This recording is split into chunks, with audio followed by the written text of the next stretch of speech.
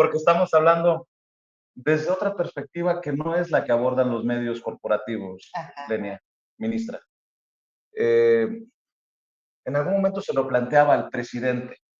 Cuando usted entró, ¿lo que encontró era peor o había hecho una evaluación correcta? Y dice, no, la cosa estaba peor. Yo le pregunto, ministra, este poder judicial podrido al que se refería el expresidente, este poder judicial que el pueblo quiere que se reforme, que se transforme, ¿cómo lo encontró? ¿Qué hay de lo que tenemos que decirle a las audiencias? Porque el pueblo merece estar informado. ¿Cómo está?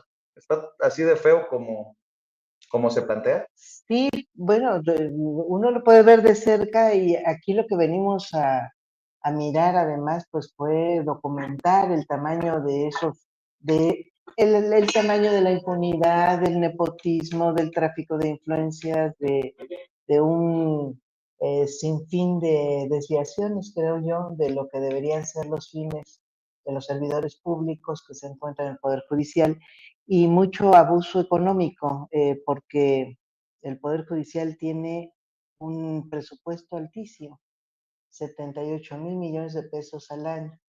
Entonces, vive... Es muy cara la justicia en México. Pues es cara sobre todo para el resultado que tiene, porque es muy O la falta de...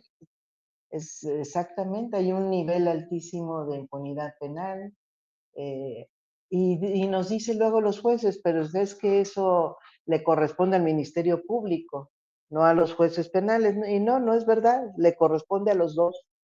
Los jueces califican finalmente las investigaciones y también pueden ayudar a propiciar o no, que es lo que sucede, pues el mismo ámbito de eficiencia de los juicios penales. Y eso nada más en el ámbito penal. Creo que la parte más grave está en el ámbito social y en el ámbito del cuidado de los recursos comunes, los bienes como el petróleo, la electricidad, el medio ambiente, las áreas naturales protegidas, el espacio que es de todos los mexicanos y el espacio que tiene propiedad social también, como los ejidos, las tierras comunales. Hay muy poco respeto de los jueces a todo eso. Entonces, se suele mirar fraudes descarados y no nos importa meternos a resolverlos.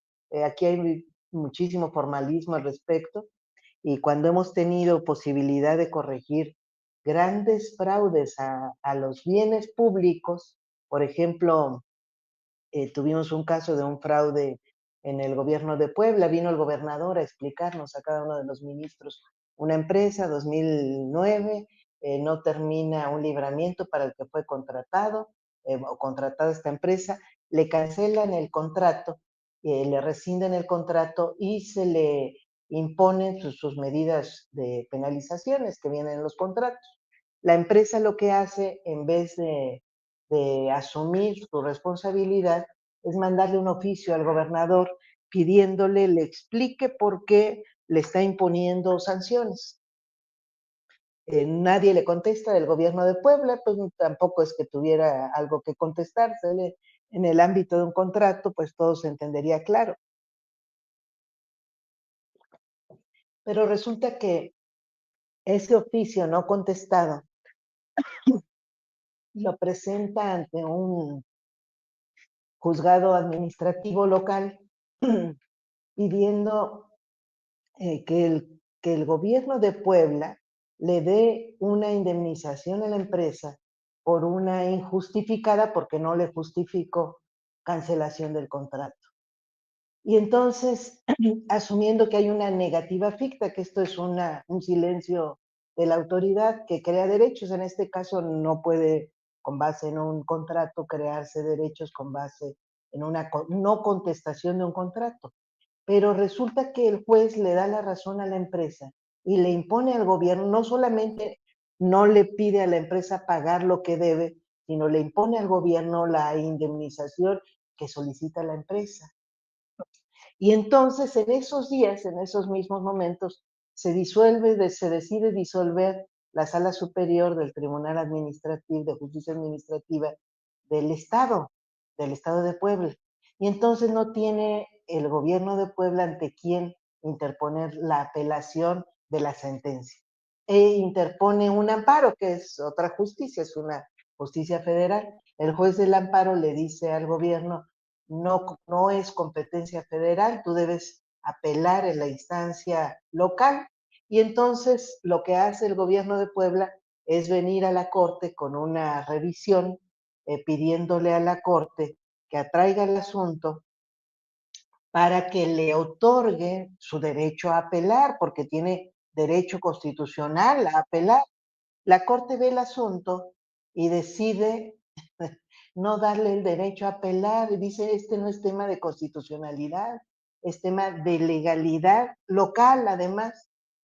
No hay ningún asunto en el que se viole ningún artículo constitucional. Y bueno, pues yo que veía ese asunto, les discutí. Claro que lo hay, porque está el gobernador pidiendo un derecho constitucional, que es el de la apelación.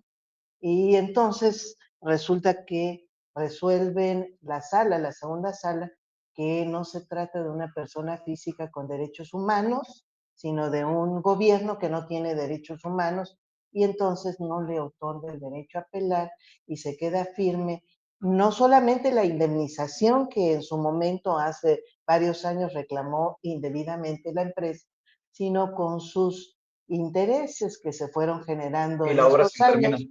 Por supuesto, y ahora debe el gobierno de Puebla 2.500 millones a una empresa que no tenía por qué pagarle nada y con sentencia firme desde la propia Suprema Corte. Ministra, yo soy muy mal pensado, Ajá. pero uno se preguntará, ¿y de a cuánto fue? Lo que no suena honesto suena metálico.